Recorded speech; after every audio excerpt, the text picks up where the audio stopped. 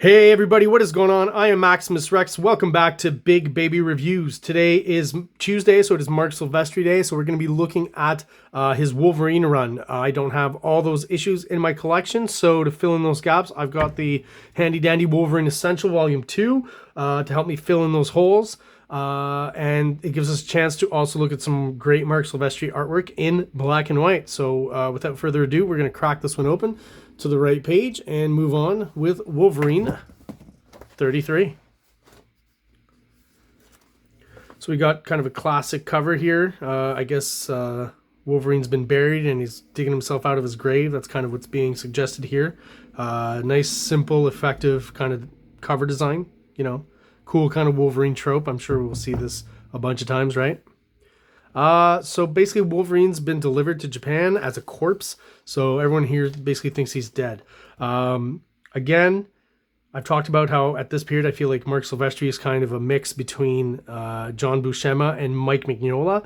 I find that here there's something in the way he's rendered the face here, the slight upshot of Wolverine, that just harkens back to Mike Mignola, the specifically the top lip being drawn like that. There's just something very Mike Mignola-ish here. And I've mentioned before with this kind of angle, I do feel that Rob Liefeld probably looked at this and Mike Mignola and kind of took a bit of that and took some of that into his own drawing when drawing characters from this kind of angle.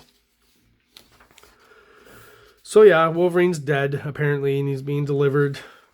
But of course, we're going to find out that he is not dead. What I want you to really notice here is, again, how effective and the economy of drawing Mark Silvestri displays here in creating, you know, dark and light and contrast and creating a depth with the different planes with those, right? Just very adept. White on black on white on black, right? And all these are important because all the different planes, you know, create contrast amongst themselves, and that helps keep it clear for the eye to make out what's going on, right? So we go back to our evildoers here. This gentleman with the spider on his face and his drug company. Again, economy of drawing. Look at, you know, the backgrounds here. How quickly he must have drawn this. And this didn't take very much time, I don't think. But also it's very hard to do. It would take me forever to do something like this.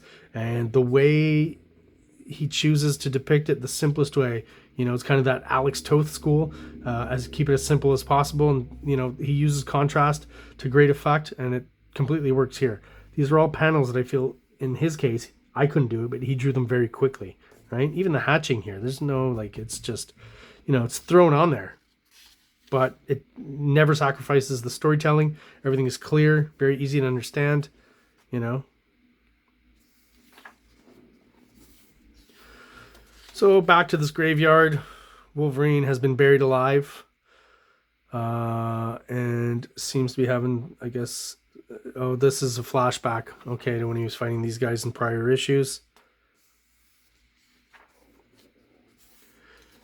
And here he is. This reminds me of a movie. I forget what it was called, but some guy was buried underground. Was it Kiefer Sutherland, possibly? Maybe. But of course, Wolverine's not going to stay in there for long, right? And I love these kind of, you know, kind of zombie-inspired shots, I guess you could say here, of Wolverine busting out through the ground here. And of course, Wolverine... always kind of angry about everything that happens to him. Someone is going to pay. Well, of course, you're Wolverine. You're going to hurt someone. Love the drawing here. I just recently looked at Simon Bisley, some old Simon Bisley comic a few episodes ago. And these little bats here, don't they seem kind of familiar from that comic? Like there's a slight dirtiness here and a slight Bisley influence I see there. Or at least reminds me of that.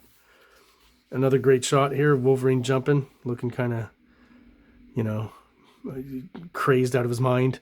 Probably the berserker rage, right, that we don't get to see as much of today.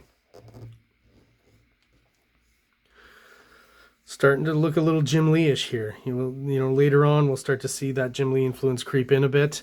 It'll start in Wolverine and obviously make its way into Cyberforce.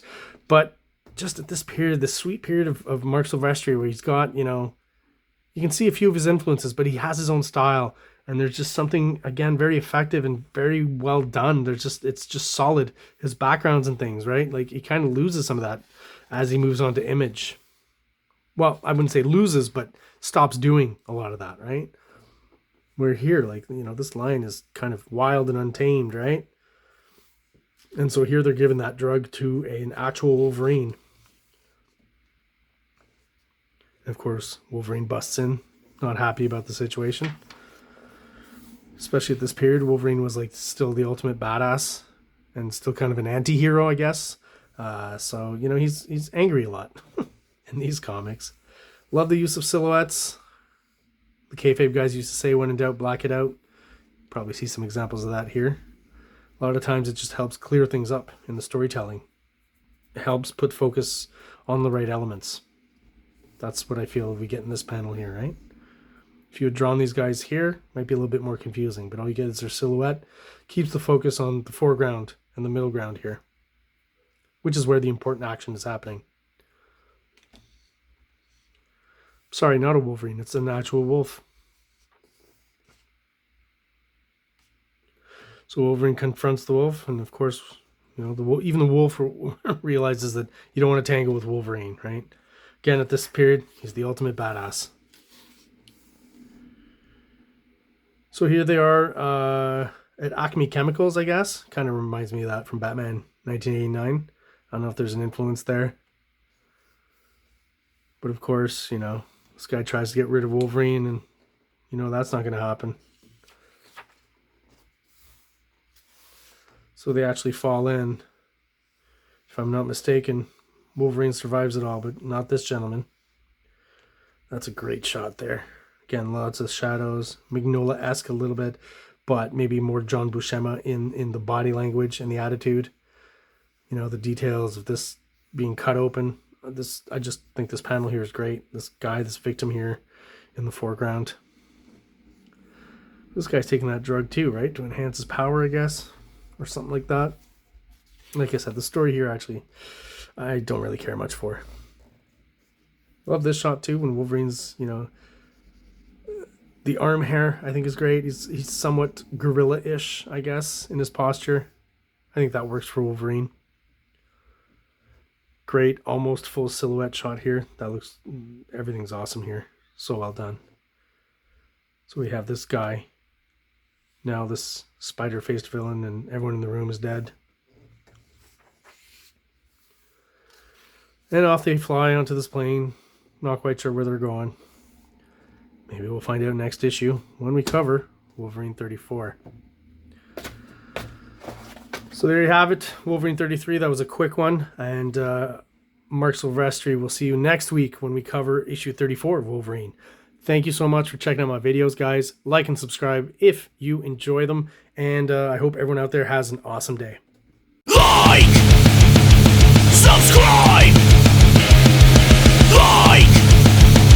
Subscribe!